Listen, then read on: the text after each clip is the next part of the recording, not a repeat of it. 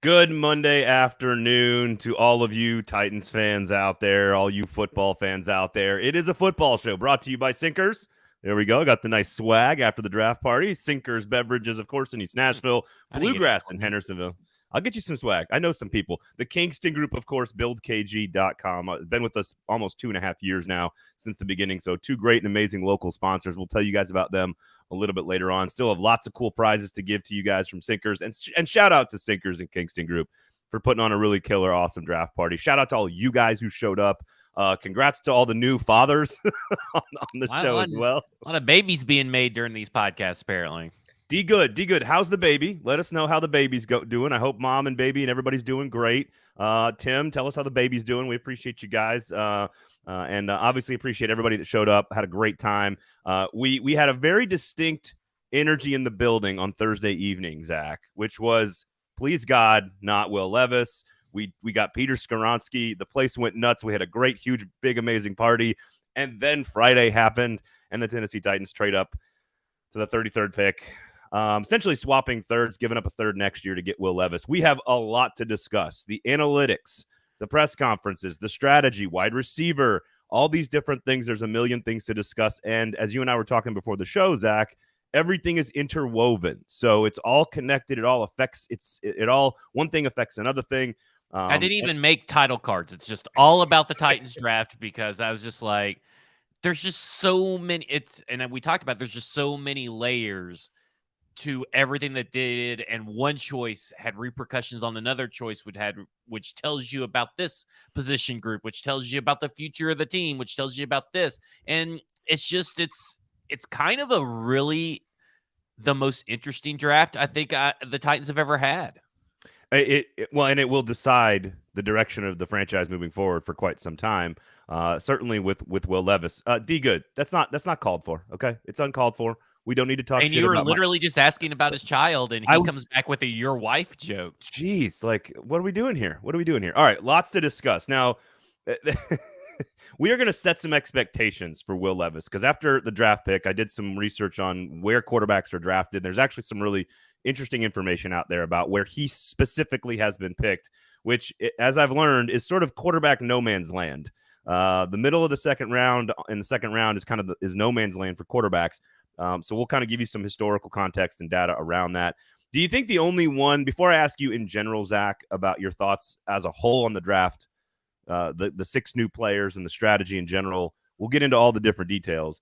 But it does feel like, to your point about how one thing affects the only thing that didn't affect anything else, it felt like, was Peter Skoronski. Like, he was the best player on their board at that time at a position that they needed. They took a player that they wanted and they drafted him, and like that was it. Like it didn't feel like that. That there's no controversy surrounding it? Because really it affects a lot, right? It affected that they didn't take a quarterback at 11, and it affected that they almost gave up even more draft capital to get the quarterback back in the first round. So that could have been a huge talking point, is that the Peter Skoronski, what is better? Taking Peter Skoronski at 11 or taking and trading up for Will Levis, or taking Will Levis and just sticking and picking in the second and third round? Like, that's not off the table, that is part of this overarching draft strategy. And one of the first dominoes to fall was Peter Skoronski falling to 11. Well, and you could go even deeper, too, to your point. Oh, yeah. The amount of money that you pay for a draft pick at 33 versus 11 is very different, but you then get the fifth-year option instead. So is he sitting behind Tannehill? We've got a lot of stuff to get to as it pertains to Will Levis. And frankly, I could not believe I was the one on Twitter Friday night feeling like a Will Levis defender, which felt just so insane to me. Like, the number of times I had to say, like, I don't love the trade up. I don't think he's elite, but he's way better than you Tennessee Volunteers fans think he is, because your guy didn't get enough coverage in the draft process for a year and your feelings got hurt about it, like, for no reason whatsoever. But here we are with Will Levis as the starting quarterback, potentially and on calm 2 years. This is the shocking part. I don't know what. Yeah, that's you think you defending Will Levis is shocking. I think me being the calm one is shocking. And not to say that you're not the calm one, but, like, Mike is obviously spiraling back into his dark abyss. He'll never be able to come out of it, and he will never be able to live down some of the stuff that he flipped his opinions on. Like again, I think one of the things that frustrated me was not that Hendon Hooker isn't good or Will Levis isn't good. It's that the perception from Tennessee fans is that Will Levis is so bad. We need to sort of, I think the most important part of the conversation today about Will Levis is going to be setting expectations about what you should or should not expect from a player drafted with his skill set at 33 on this particular team, defining what bust is, defining what success is. Because I think for some reason that is a difficult thing. But I want to know, I texted you guys when they traded up and I was like, this it's clearly for Levis. I'm dead inside from Mike Herndon. I didn't hear from you. There was a few moments of silence on Twitter from you. What's going through your head as you watch them trade up and you watch the war room with Rabel and Amy and Rand? Well, I guess maybe being that I already vomited for the day because of the party at Sinkers, the excellent party at Sinkers, which it was amazing, gave me one of the worst hangovers ever. That I just maybe that's what it was. Holy crap. I was too hung over to care in the moment. And thus my reaction was just like, okay, well, that's not that bad. And there's no reason to get upset about because I don't feel very good. And then by that time, 24 hours have passed and I really just don't care anymore. Like maybe the hangover just came at the perfect time. Yeah, it's what's interesting is there's very few things in life that will stop you from caring about sports. Yeah. Like a newborn child and being hungover are two at the top of the list. Yeah, those are two things that will stop that real fast. No. Here's my thing.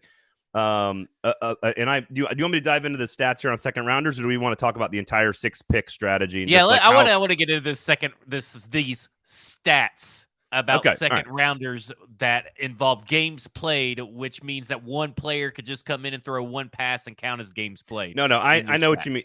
I know what you mean by that. I just had to use something that sort of was across the board. And if a player plays 3 games in his NFL career, a la Brian Brom, a second-round pick, that is clearly a bust.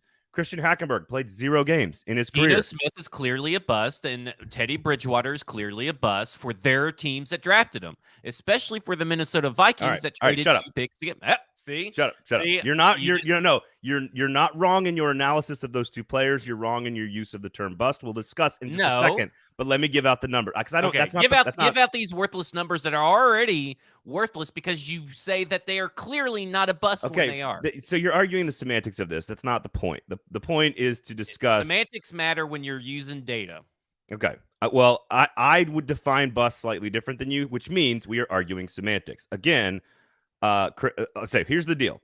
Very rarely do quarterbacks get drafted in sort of the middle of the second round. In fact, one quarterback was drafted in the 40s from Drew Lock a couple of years ago. So from this past season all the way down to 2010, one quarterback has been taken in the 40s. So 40 to 49, picks 40 to 49. That was Drew Lock in 2019. I would not call him anything more than a bust. To if he goes on to be Geno Smith, then he would not be a bust. But right now he's a bust. No. The point is the team that drafted him does not reap the benefits, so he is a bust for that team. Well, they got some. Didn't they get some? They got Russell Wilson out of the deal. So anyway, fair enough. He's a bust. I'm not even arguing. And guess what? That didn't work out for them, did it? The point is that there's this no man's land in the second round where quarterbacks have not been drafted in the last 15 years, basically. Quarterbacks taken in the back half of the second round have largely been really, really bad busts, could not get on the field, atrocious bad busts. We're talking Brian Brom, 3 starts. We're talking Deshaun Kaiser, 18 games played. We're talking guys like John Beck, who played 9 games. Christian Hackenberg played 0 games. But where the point of all of this is you can go look at all the data on my Twitter account. The point of all of this is where you're taken in the second round over the last 20 plus years has made a difference. It absolutely has made a difference into how productive you have been. There have been 6 quarterbacks taken in the 30s in the NFL draft in the last basically 15 or 20 years. It's Lamar Jackson, Teddy Bridgewater, Derek Carr, Geno Smith, Andy Dalton, Colin Kaepernick. If you go back to 2000, it includes Kevin Kolb, Drew Brees, and Patrick Ramsey. Now, Cobb and Ramsey, if you want to call them total busts, totally fine with that. The point is that the average games played, just using that as a baseline to say how long you stayed in the league, the average number of games played is 104 games played for every quarterback taken in the 30s. The average number of games played for quarterbacks taken after that, from 40 to the third round, is like 33 games. So a player is going to play on average 3 times as many games if they are selected in the high second round. Means nothing for Will Levis. It means nothing for what he is or is not going to be. And there's a huge discrepancy between Lamar Jackson and Drew Brees and Geno Smith and Colin Kaepernick and Teddy Bridgewater. I acknowledge all of that. But there's also a huge discrepancy in using games played as a sign of production. I think we can use our just rational brains and say, I don't think you can if you're not going to call Geno Smith and Teddy Bridgewater a bust. If you do not think that they are bust for their teams. I think you and I did a show a couple of weeks ago where we called Teddy Bridgewater a guy. He's not good. He's not bad. He's a guy now, but just a guy. He's a bust for the team that drafted him. That is a draft bust. That is not a bust of a player. That is a draft bust. And that is not good for the team. Colin Kaepernick, what does he count as? I don't know.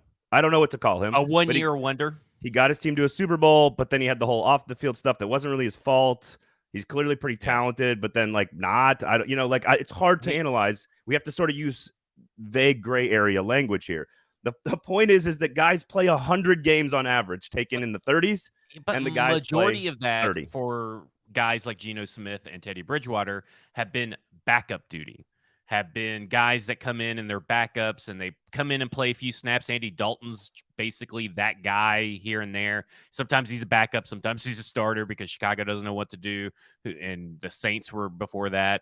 So, I get what you're saying, that just because you're drafted in the second round doesn't mean you don't have the potential to be a Lamar Jackson, a Drew Brees, a Derek Carr, because I get that part. Those are the best 3 by far. Right. And then you could also be a Russell Wilson or Dak Prescott if you're drafted later.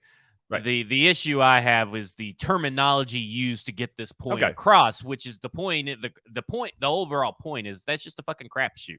The draft in its entirety is an entire crapshoot, but just because Will Levis was drafted at 33 instead of 31 doesn't necessarily mean that he can't be a first-round guy, because the Titans obviously had, and I talk about this in my article that's coming out after this show, 5,000-word banger on Will Levis. The Titans obviously had a first-round grade on Will Levis, and other teams did too. It's the fact that the teams at the bottom end of the first round did not seem to want to trade out because they didn't want to have to wait to all the way to pick 41 and miss out on guys that they had really high grades on that were available to them. So ultimately, my point is not. I'll concede everything that you're saying about the term bust. That's fine, but ultimately, my point is this: quarterbacks are not often taken in this range overall. Basically, 1 per second round over the last 20 years since 2000. Not very often. Many, many years, there's no quarterbacks taken in the second round. But where you are taken in the second round there is a statistical significant difference between the guys that are taken in the last 20 picks of this round and the guys taken in sort of the first third of this round. Again, 9 quarterbacks taken in the 30s on average, over 100 games played. The 16 other quarterbacks, and I'll give you the list. It's Drew Lock, Jimmy Clausen, Pat White, who played 13 games, John Beck, Drew Stanton, Kellen Clemens. Jalen Hurts is a big one. Jimmy Garoppolo is a big positive one. But then you've got Christian Hackenberg, Deshaun Kaiser, Brock Osweiler, Brian Brom, Chad Henne, Tavares Jackson, and Quincy Carter. So there's a huge difference. There's a huge difference between the list of those first 6 or 9 guys and the list of the other 16. To me, there's a huge difference. And that, to me, is where we start to set expectations for Will Levis. I think there is an argument to be made that is in favor of looking at this kind of data, is that Will Levis is probably a better prospect than the majority of the names that you listed, outside of, obviously, Lamar Jackson, Drew Brees, and Derek Carr. I think you could definitely say he's better than Drew Lock. You could definitely say he's better than Paxton Lynch, who's a name. I don't remember if you brought that name up in your list, but guys that were picked all around that, he is a better prospect. So there is I am willing to concede that there is a good shot. Here's how I put it in the article over at stackingtheinbox.com, $4 a month. 5,000 words on Will Levis, because I do have a section called My Comeuppance, That is the first section, my comeuppance. Because Oh, I'm not afraid to admit if I'm wrong or not, or maybe wrong. I was wrong on a few things about Will Levis, not wrong on my analysis and feelings. I have zero faith that he is going to be anything. He's going to be the franchise quarterback that takes this team to a Super Bowl, because that is what you're looking for. And that in a first round graded quarterback, and that is what this team thinks he is, a first round quarterback that's going to compete and take you to a Super Bowl at some point. I have zero faith that is what he is, but I have a lot of hope that I am proven wrong. So I think there's a difference between faith and hope in this discussion about Will Levis. Totally agree. So the reason I did all of that data, by the way, go to Sinkers, sign up for the in crowd. East Nashville, there you got Bluegrass in Hendersonville. Uber Eats, search Sinkers. They'll deliver the booze right to your house so that you can do the drinking. Look, he's literally drinking. I was literally drinking water. He's literally drinking. Uber Eats, search Sinkers. They'll deliver the booze right to your house so you can drink. They'll do the driving.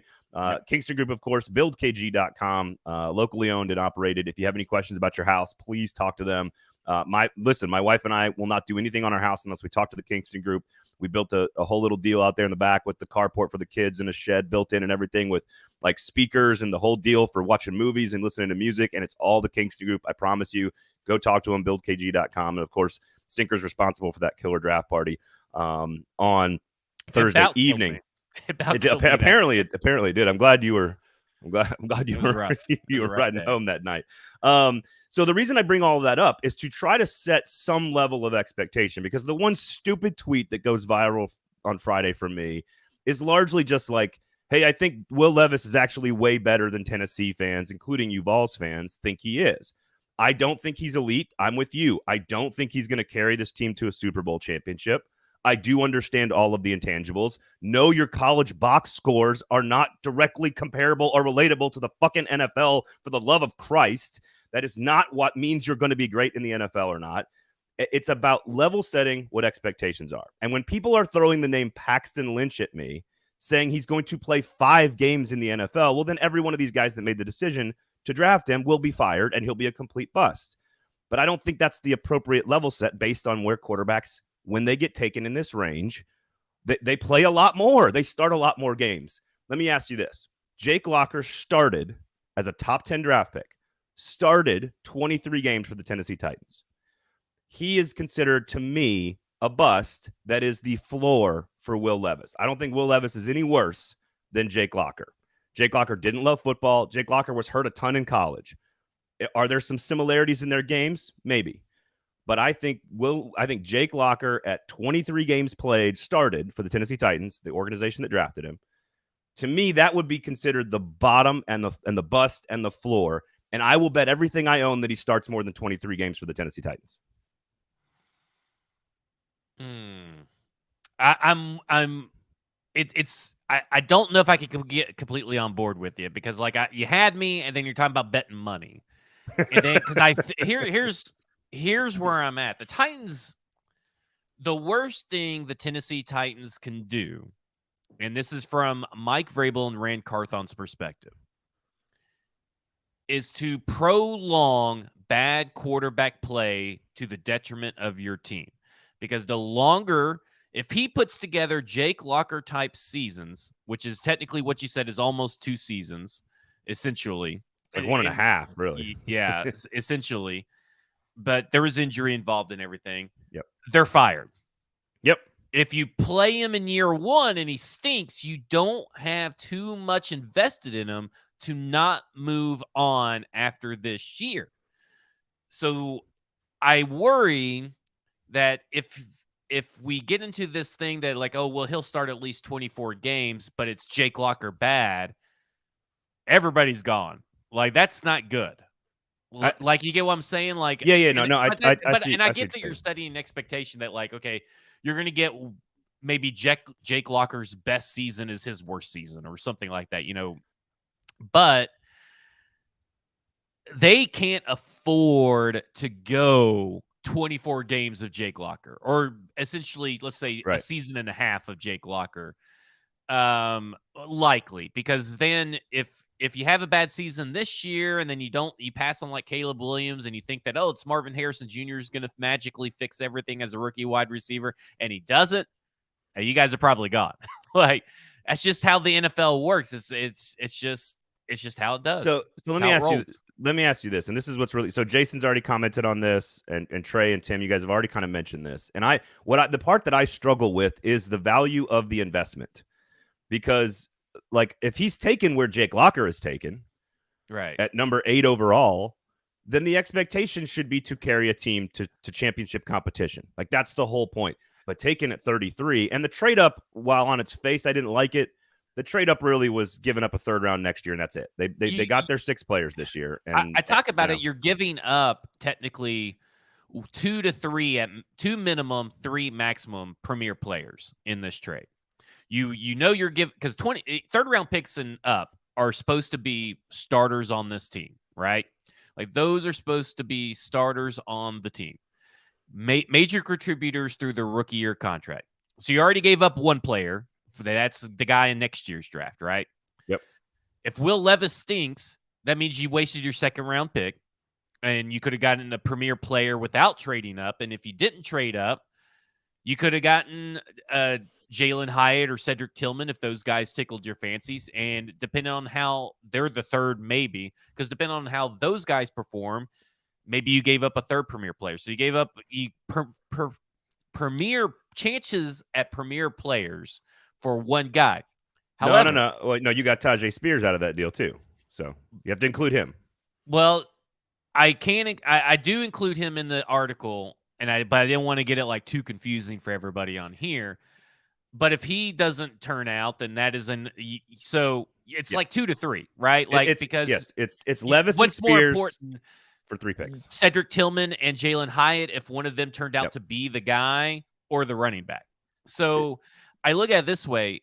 However, that risk, and it's a very minimal risk, right? It's a very minimal investment. This investment is worth it because they believe that this guy is a 1st round quarterback. Right. And that is worth more than a wide receiver or a defender or whatever it could be in these other rounds.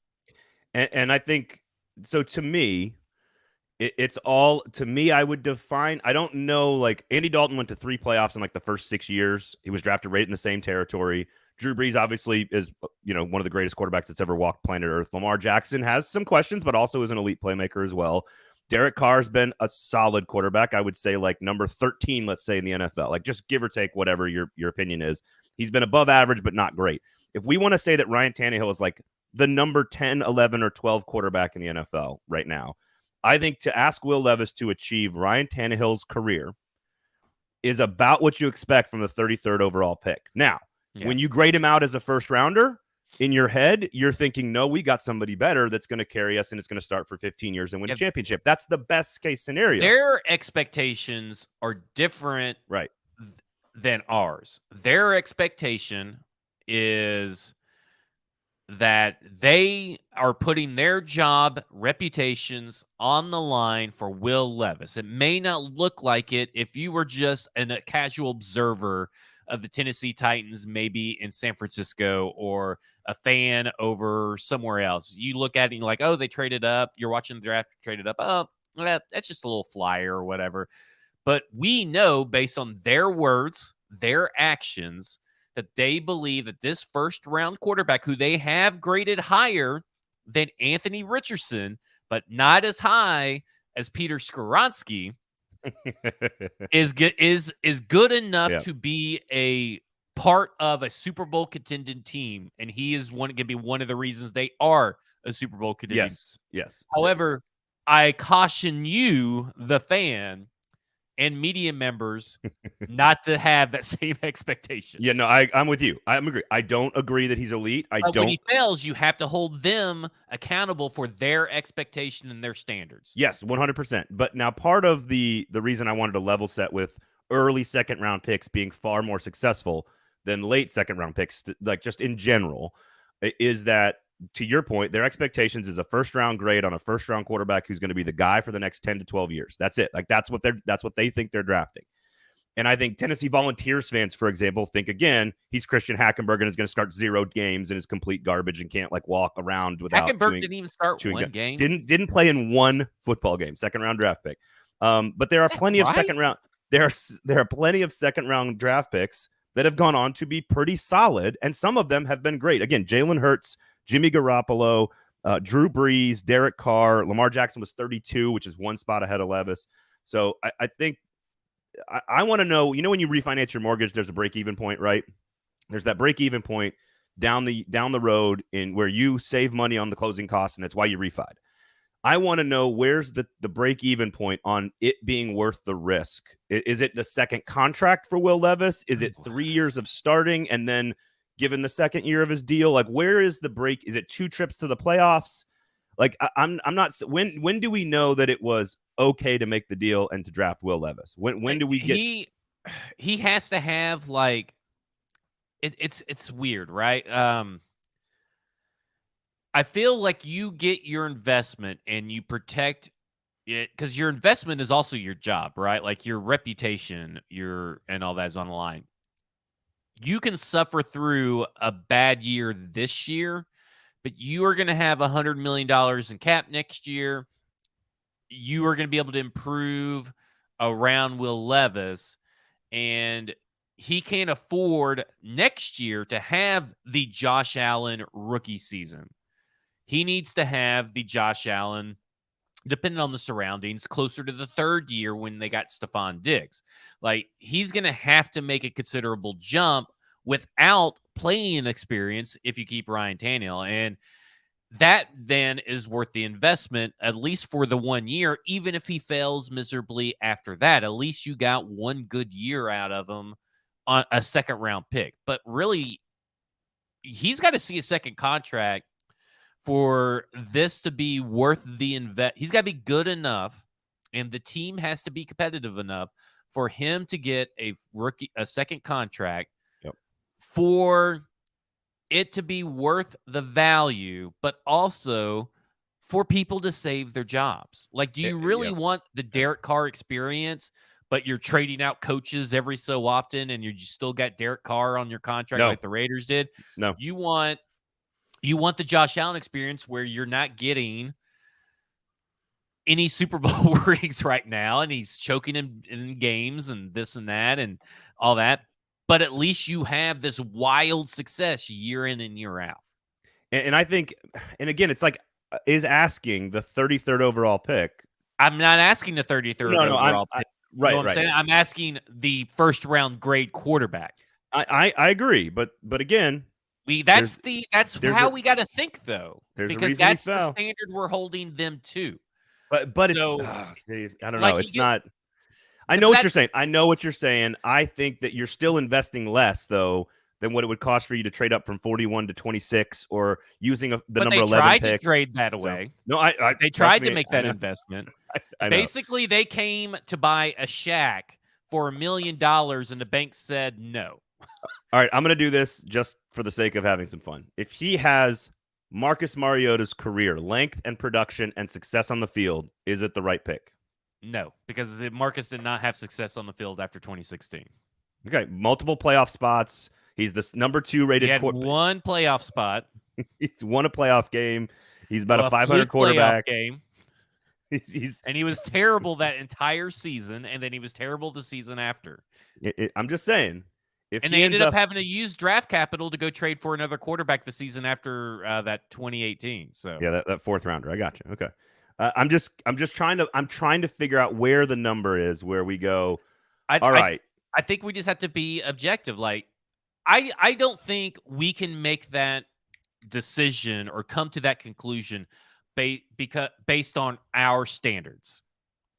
And so that's why I say, because that's where you get in all this murkiness and this and that and all that. Like, there's so many murkiness because we are holding him to a different standard than what the team is holding him to.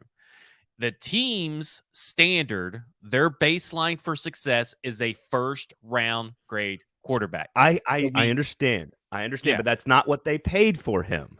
Does not matter. I think it does. No, it does not matter to me in the evaluation of Will Levis's career. Because let's go back around to the third round and taking Malik Willis when they did. By the third round, we all acknowledge you're throwing darts at a quarterback, and if you get lucky, you get lucky. You go for traits, you take upside. It's a risk worth taking because if you happen to hit, you get Russell Wilson or you get Dak Prescott. Well, there's some of that still in the second round. There's none of that at number 2 overall where Marcus was picked, or number 5 overall where Vince Young was picked, or number 8 overall where Jake Locker was picked. All of that is like must-win Super Bowl or at least contend for championships. So I do evaluate someone taken in the second round differently than I evaluate someone taken at number 2 overall. If there were 32 picks in the first round because Miami didn't do it, that whatever. My thing is that this team tried its best, tried so hard to trade up into the first round. He is not a second round. He's a second round pick, but he's a first round grade and expectation.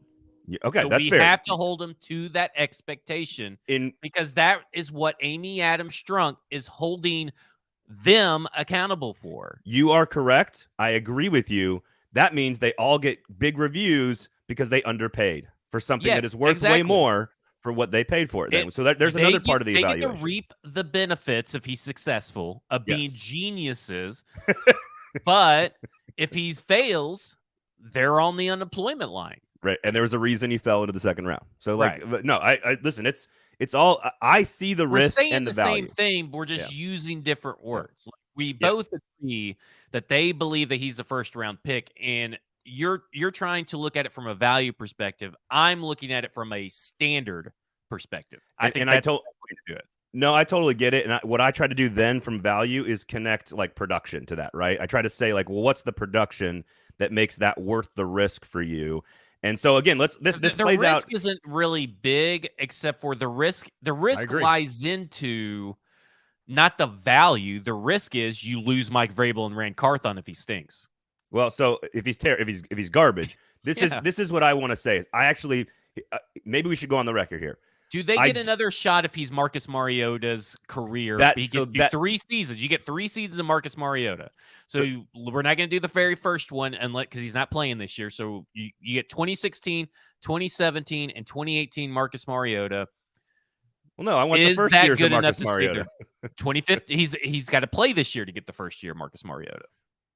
He doesn't get a trial run.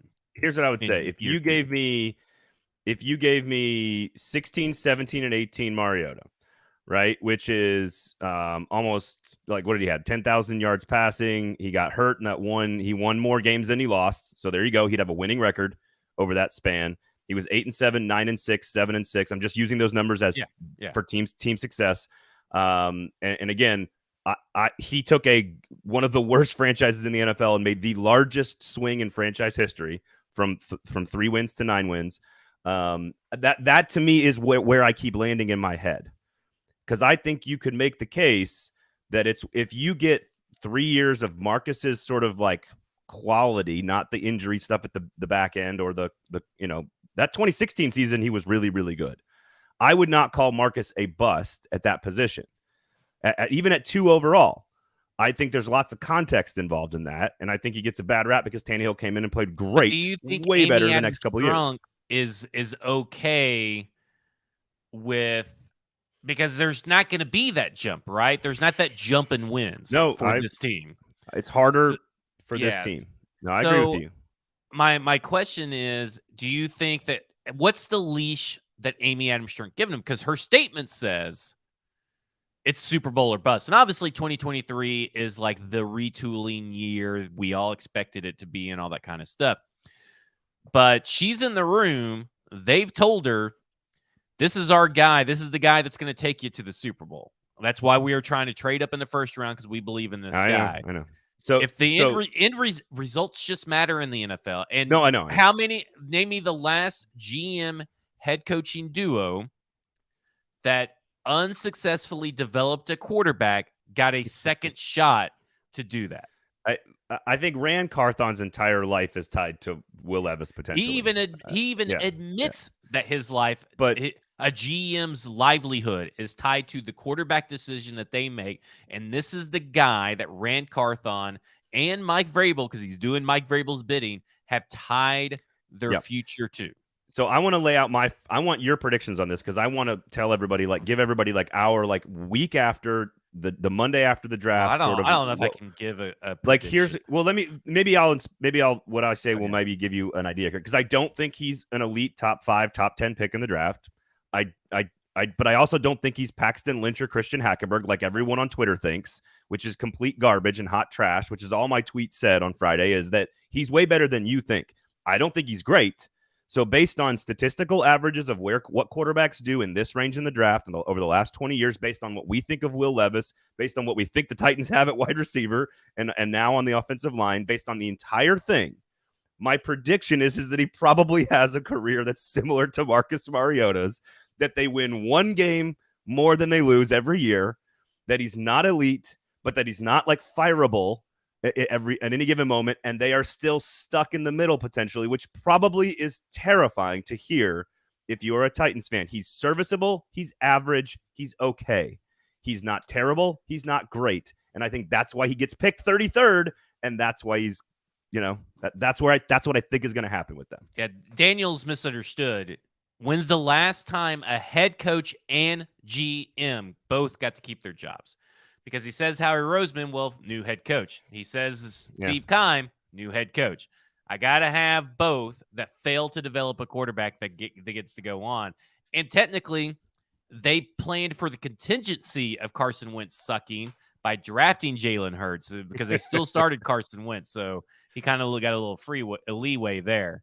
But Does that prediction like is that me not taking a stance? Like, I'm still kind of stuck on this whole, we got to make sure, because I bring this up in stackinginbox.com. The other aspect of this is that you have two other teams in your division that just drafted quarterbacks in the same draft class. Fair or not fair, fair or not fair, if Anthony Richardson is awesome and Will Levis isn't, that's another bad mark for this staff, because they chose to pull their offer from the Cardinals and not get Anthony Richardson because he was not high on their draft board, and let the Colts, a division rival, get it. This stuff matters in the NFL. Fair or unfair is debatable. Matters or doesn't matter is not. And that stuff matters. My prediction for Will Levis, I'm just not there yet. Okay. All right. Take some time with it. I think take some time with it. Here's where I'm at, is because I don't know. I know and see the vision of the team, but I can't say right now with certainty what they're going to do with $100 million. We've never seen this team with $100 million, and that does affect what Will Levis could be. So this is perfect segue into like the strategy writ large of the entire draft, because I do think people lose their minds over not taking a receiver. Totally valid. I am upset they didn't take a receiver as well. I think it's a poor strategy. But when the opportunity to draft the guy that you think is elite at 33 presents itself, you have to make adjustments on the fly, and then it affects the rest of the things you do. Based on value of each of their picks, I think they got pretty good players. Now, I love the draft. Like, yes, including Will Levis. I do not have complaints with the draft, just because I see the vision and understand the philosophy. I wrote about it on Sunday evening, Stacking the Inbox, which is the highest viewed article I've ever written. It's blown up, so I appreciate it.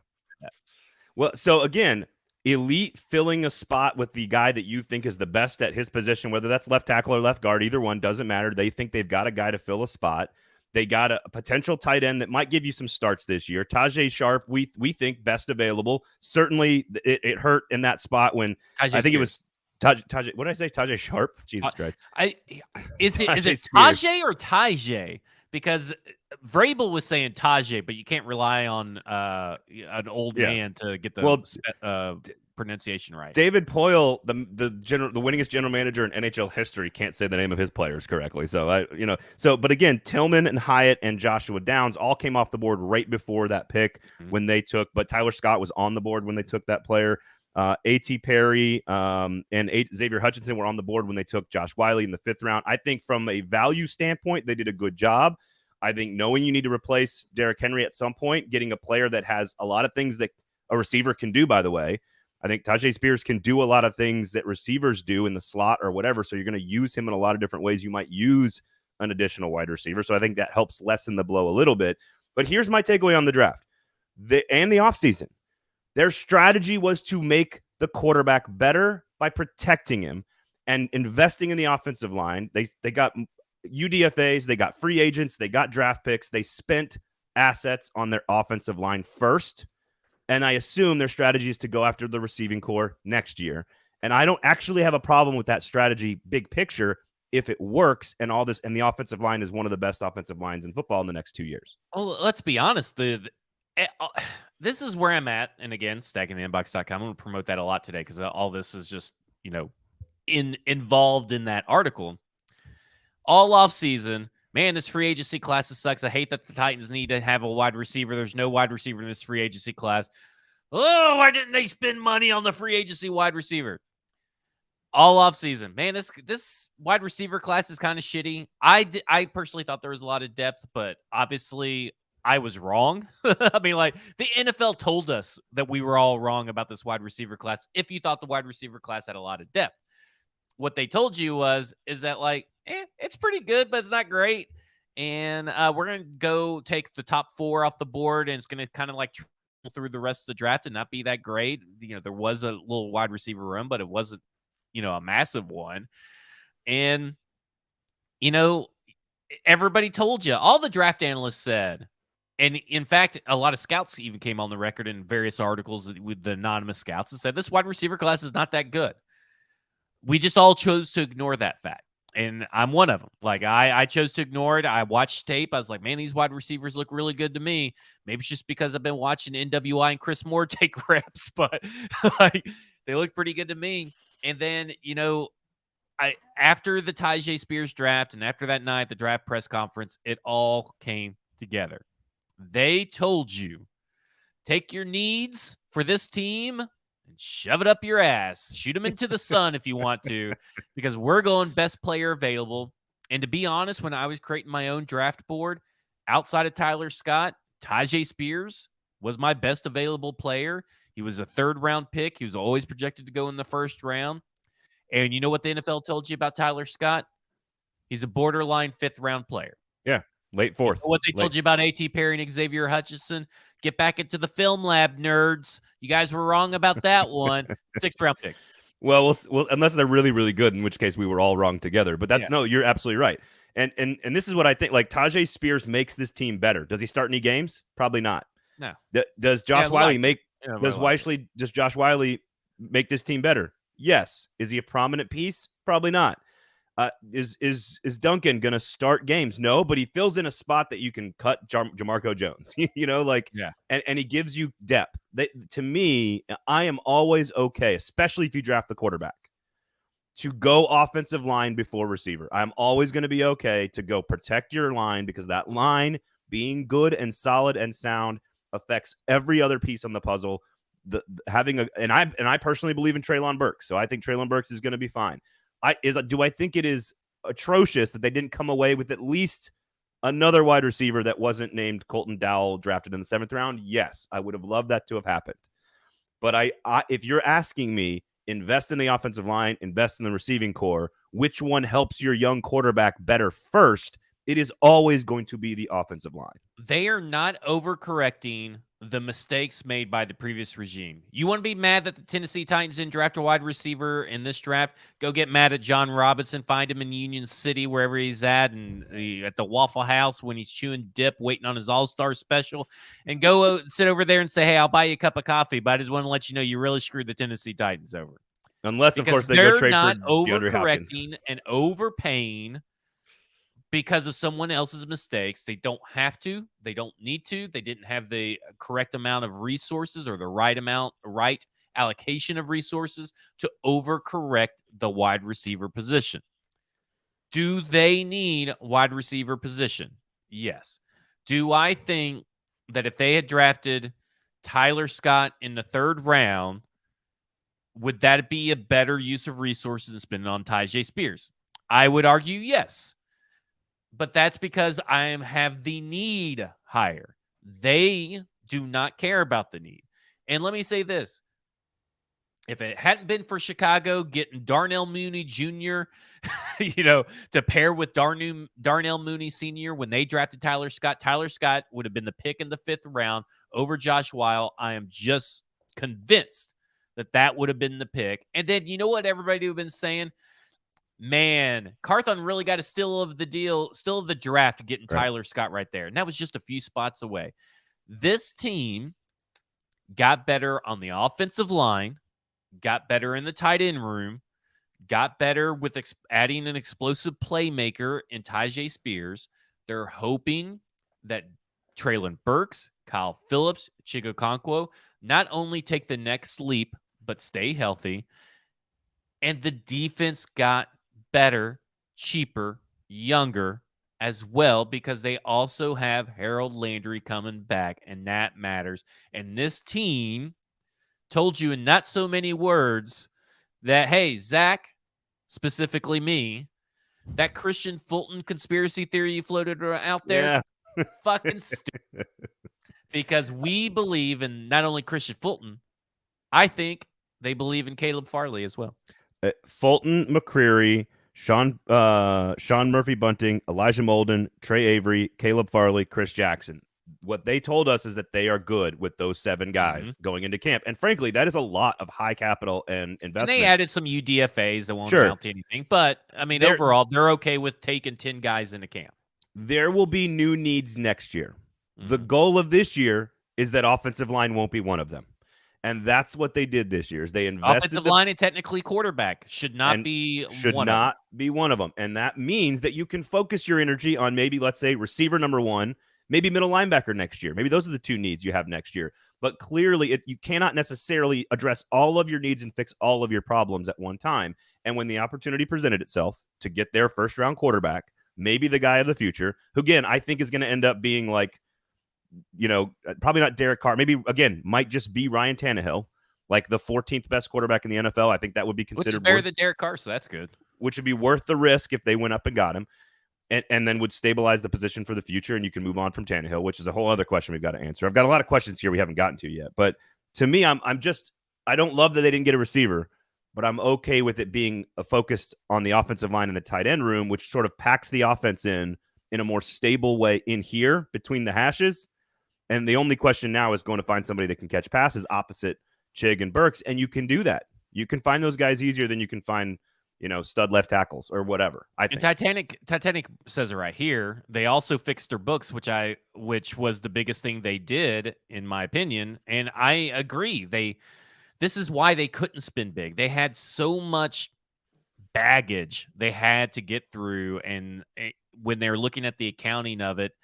And my biggest thing is that 2024's draft is not looking great from a capital standpoint.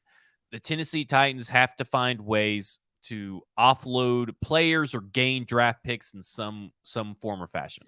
Well, there's a running back in the backfield that might be worth a 3rd rounder next year or a 4th rounder next year. There still could be moves. So with these still could be moves coming up, portion of the pod here, of course, brought to you by Sinkers and the Kingston Group.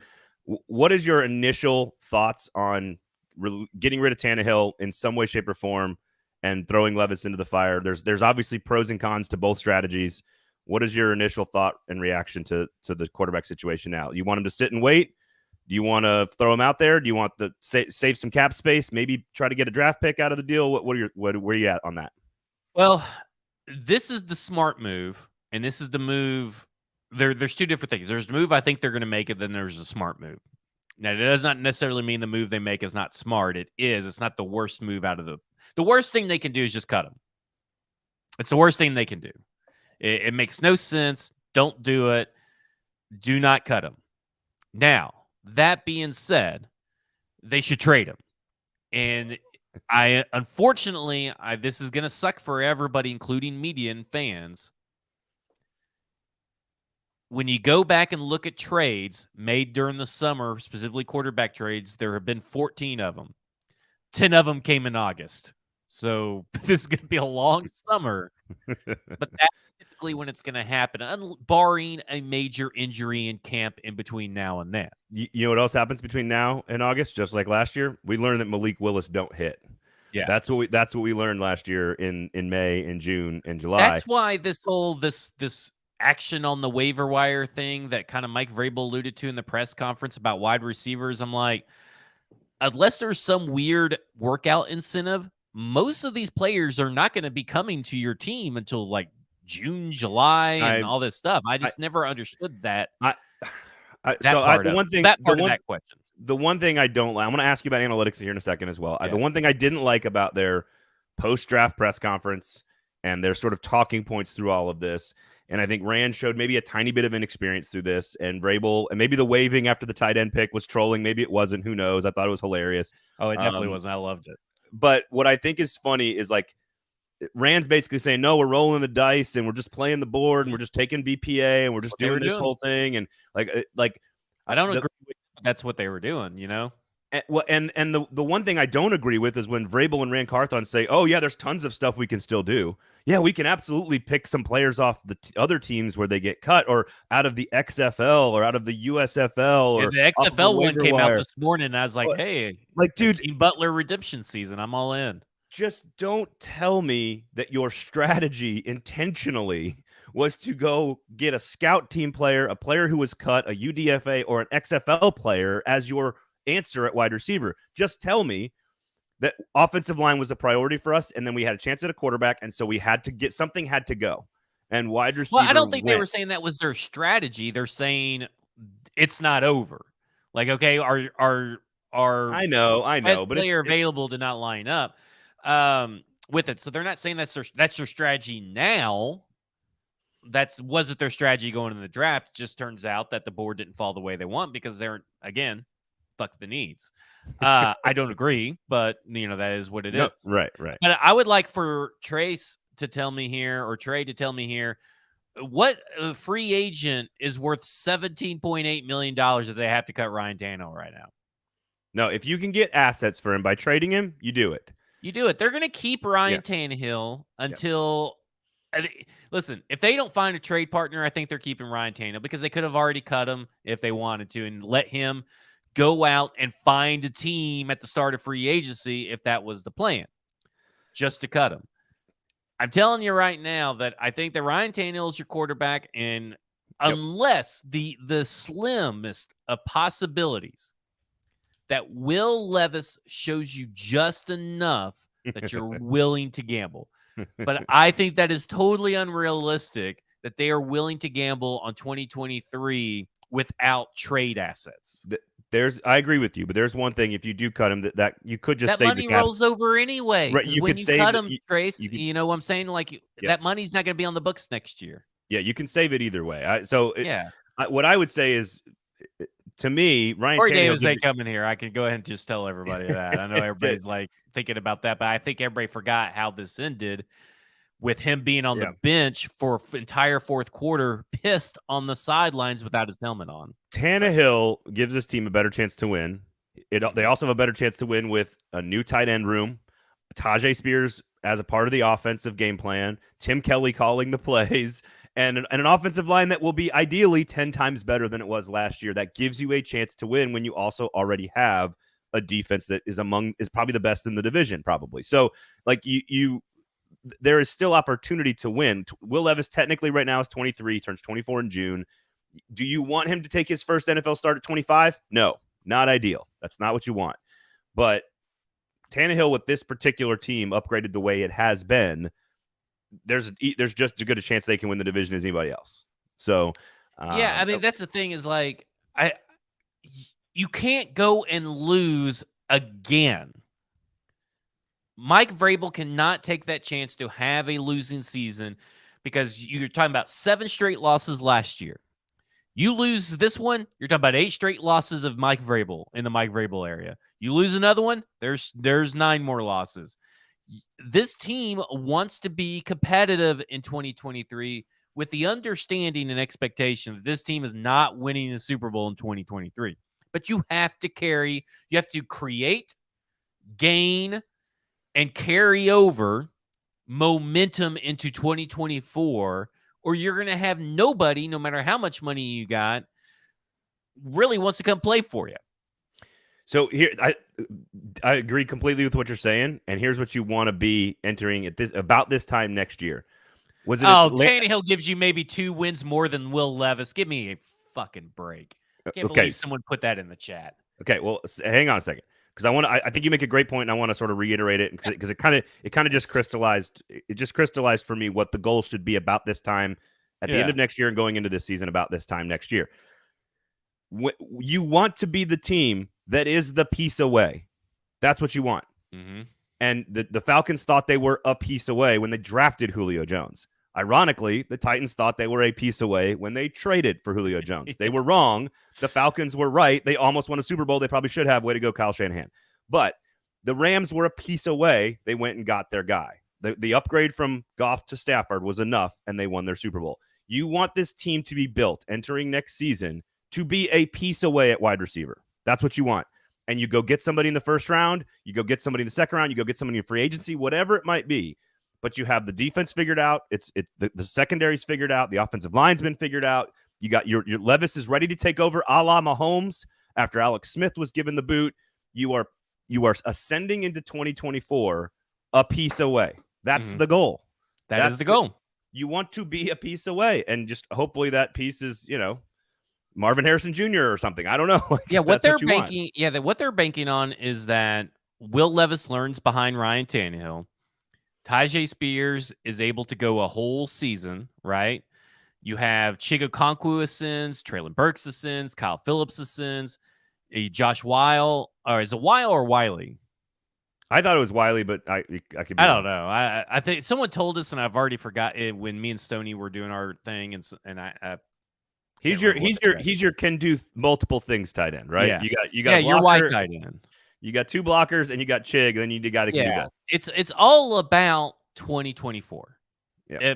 But you have to have you cannot afford the locker room to go through big, large chunks of your season on a losing streak. Because you know what happened to the one of the guys that was employed by Amy Adams Strunk that went through a losing streak? That guy got fired. And you all can sit here and tell me, oh, well, Mike Vrabel's seat's not that hot, or Rand Carthon's seat's not that hot. We didn't really think John Robinson's seat was that hot. We have an owner that wants a Super Bowl. And if this is not a losing season kind of team. This is a team that wants to compete. This team last year almost made the playoffs. That is what they're trying to do. With Josh Dobbs. With Josh Dobbs. Now, I don't believe that this team is going to make it far into the playoffs. I feel like it's a one-and-done playoff team. That is my expectation. Yeah. But this team believes that it's a playoff team. All right. I'm going to run through a lot of the comments here. Donnie, it was Donnie, not D Good, that had the kids. So D Good can make wife jokes. That's fine. Donnie, Congratulations. Glad to hear you and the son are doing well. Trey, I agree with you. And I want you to clarify something, Zach, about Tannehill's value. If this team starts Ryan Tannehill for 17 games versus if this team starts Will Levis for 17 games, everything else considered equal, what is the actual gap in your mind? Is it 10 wins with Tannehill and 7 wins with Levis? What's your actual number? In your opinion? I have to look at the schedule and everything because I really haven't ran through the entirety of the schedule. But Tannehill is for the way this team is currently constructed, Tannehill is a 5-win quarterback swing. Like he swings at 5 wins. I'd go 3. He's a 5-winner because basically we saw we saw that he was at least, I think he missed 5 games the last year and they lost all of them. I would say they can win 5-game swinger. I think they can win 10 games with him. I don't think Levis wins 5. I think he might get to 6 or 7. So, but again, if the rest of the team is that good, they won 0 games, just to remind everybody, without Ryan Tannehill last year. Ed says this: you can't be a piece away without knowing what Levis is. Once he starts, it's a reset. I will argue against that. We knew what Malik Willis was by watching practice. The coaching staff did not need him in games to know that he wasn't it. Why do you think Andy Reid moved? And again, I'm not suggesting Will Levis is Patrick Mahomes, so don't give me that crap. What I'm saying is that Andy Reid knew what he had and what he didn't have. And he knew he could move Alex Smith, that he knew 100% he did not need Alex Smith, and he let him go. I think the coaching staff, Tim Kelly, the offensive staff, I think they all will know you don't need the lights necessarily to know if Will Levis has what it takes. You just need to know that he's the guy for now, I guess. I just think that if he is the guy that they believe him to be, which is a first-round graded quarterback that they traded up to get, who has all the tools that you'd ever need to be a star quarterback, not good tape at all in 2022, much better tape in 2021, they're going to know what they have in him. In fact, I can't wait for rookie camp to open because I'm going to be able to tell you exactly what I see with my own eyes relative to what I saw last year with Malik Willis. Yeah, and this idea that he has to actually start games, I do not agree with. You have meetings, you have practices, you have preseason. They have the entirety of tape and interactions that are going to essentially tell you what this guy is. Yeah. And hopefully maybe a few blowouts where you get him out there. Right. And get a few reps, a la Tua behind Jalen Hurts for a couple. That'd be ideal for the team. Hopefully just not blowouts in the wrong direction. So listen, this isn't either way for guys like me and Zach who make content. This is great. This is going to be super fun because, oh, by the way, the Texans, we haven't even talked about the other division teams really in true in-depth way to see how good they've gotten. The Texans and the Colts and the Jags are doing things. So maybe it's good, maybe it's bad. But, man, 3 rookie quarterbacks and Trevor Lawrence in the same division, holy shit, it's going to be fun to watch the next 3 years. I just want to say I think there's some clarity issues popping up. We both prefer, or at least I prefer, Ryan Tannehill traded and Will Levis to start regardless. Like, I prefer that. I am not sure that's what the Titans prefer. And I don't want to speak for you. But I would rather go ahead and just play him and just roll with it. But I don't know if that's what the Titans prefer at this standpoint. If you can get 2 quality draft picks in next year's draft, let's say a 3rd and a 4th, or a 2nd and a 4th for Ryan Tannehill, I think from an asset standpoint, it might be worth letting Levis learn. I also see the value of trying to win more games this year and not putting too much pressure on Will Levis to win right away. Now, I don't love the pressure argument generally, because if a little bit of pressure destroys your career, then you ain't it either. So I'd rather him go out there and make the mistake.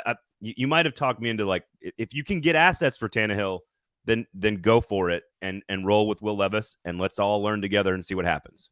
Because you only got 4 years, you don't have the 5th-year option. I don't know. I think there's really good, sound, logical arguments to be made for both decisions. But roll with Tannehill or not.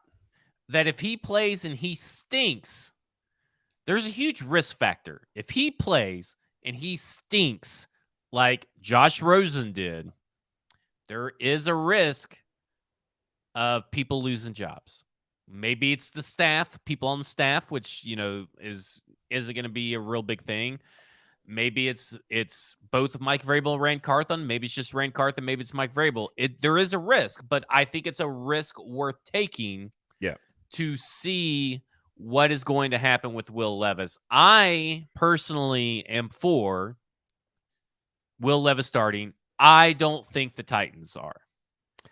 I agree with you. I agree with you. Unless they can find a trade partner, then they'll be like, okay, well, we're all. And if he's Josh Rosen, who's played like less than half of an NFL football season, it will be so obvious that at least they will have cut bait and gotten out of there as fast as possible. And you're right, it probably does cost people some jobs. Would you be shocked if they cut Ryan Tannehill? Because to me, I would be shocked if they cut Ryan Tannehill before camp started. Well, every single rumor that we talked about, with the exception of trading up to get C.J. Stroud, almost all of them didn't come true. I don't think that means there's no merit in them. I think it means they didn't find any good deals. But they've never been rumored to cut. No, that's what I'm saying. Trading Tannehill was always an option. Cutting Tannehill's never really felt like an option. It sounds like to me they're like, "Hey, we're keeping you around," and nobody they want to win football games. Yeah. Can I ask you something? Would you be surprised if Ryan Tannehill retired?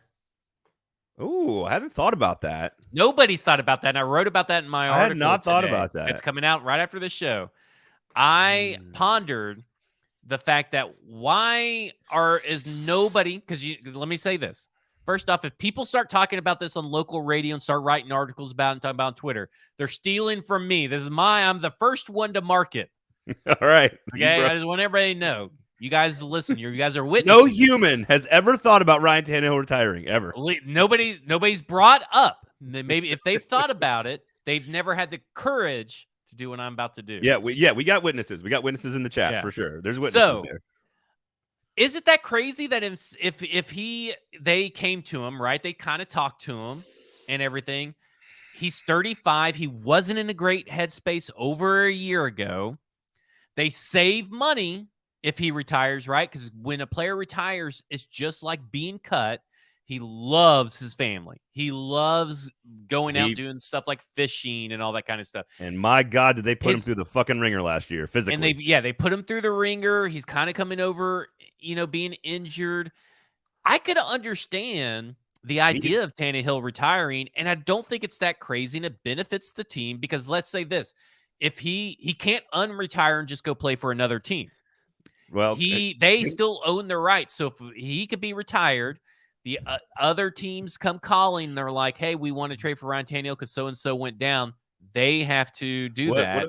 What did Carson Palmer do to get out of that? I think he did something, but I don't remember what he did. I don't remember. He retired and then he played for Arizona for a couple of years. Well, I think they still had to trade for him. I think maybe you're right about that. Yeah, they have to because you still own the rights until the contract is actually up. But he turns 35 in July. So is it really all that crazy that he just hangs it up? No, for number one thing I've learned in media from coaches and players from the day I started this to 20 years later is that you never know what makes a guy tick. So when a human being decides something, you just don't ever know. But I will say it seems to me my first instinct is you don't go through that entire excruciating offseason literal therapy session after the Bengals game to come back and go out the way he did this year. I just don't. I think that I do think there's a better chance that this is his final hurrah, and I think that's been the discussion behind the scenes. That's my little conspiracy theory. But I do think that and I think next year he retires if nothing happens of note. Like if he gets injured again, I think he retires. Yeah, but I wouldn't be surprised if maybe at some point. I don't know. He's just kind of like in camp. He sees Will Levis is kind of looking pretty good. And he's just kind of like, I don't know. Do I really want to stick through all this and have to listen to the Nashville talking heads and the fans boo me and beg for Will Levis? Maybe I should just retire. Outside of literally Titans content, Jim Wyatt, Mike Keith, Coach Mack, Amy Wells, I would argue that we have probably been the most positive and given you and laid out the most positive of reactions to what took place over the weekend, because there's a lot of questions that still need to be answered about all this, and we will not be able to answer them in the next couple of weeks. We have to learn about Will Levis. We have to see what their plan is at wide receiver, probably over a year, and we've got to see how these young players pan out that were drafted last year. So it's fun to react. We're gonna get into every single one of these players in detail over the course of rookie camp. We've got new rosters in the division that we're going to break down. So we've got a lot of stuff to do. Stackingtheinbox.com, football and 5,000 words on Will Levis coming in your inboxes here in just a few minutes. I spent way too much time on Twitter on Friday night. I know it's my drug of choice, and I know I'm going down with the ship, but I need someone to have an intervention with me occasionally. Sinkers, of course, had something to do with that on Friday night as well. Sinkers Beverages, of course, in East Nashville. Make sure you check them out. Sign up for the in-crowd when you go in there. Tell them 440 sent you, and they'll give you all kinds of cool stuff, access to VIP allocations, free tastings, all kinds of stuff we're giving away this summer for you guys. It's really, really cool, we promise. Bluegrass in Hendersonville as well. It's a big sponsor of Football and Other Efforts, which you can catch Zach on every single week with Mike Herndon. Go check that out. Mike Herndon, by the way, guest on Lamestream Sports last week, so go check that out if you want to learn about his engineering background and why it works in football analysis. And, of course, the Kingston Group, buildkg.com. If you make any decisions about your house, just talk to the folks at Kingston Group first before you do it. They will help you, whether you use them or not. So we appreciate you guys super active in the comments today. We really, really appreciate it. All you guys for hanging out, and congratulations to Donnie on the new baby boy. Congratulations to Tim on the new addition to the family as well. Hope the moms are doing great. Better than Will Levis on Twitter right now. For Zach, I am Braden. Rate, review, subscribe, share the product, tell everybody about it. We really appreciate you guys. We'll talk to you on Thursday with lots more football stuff. This has been a football show. Thanks for listening.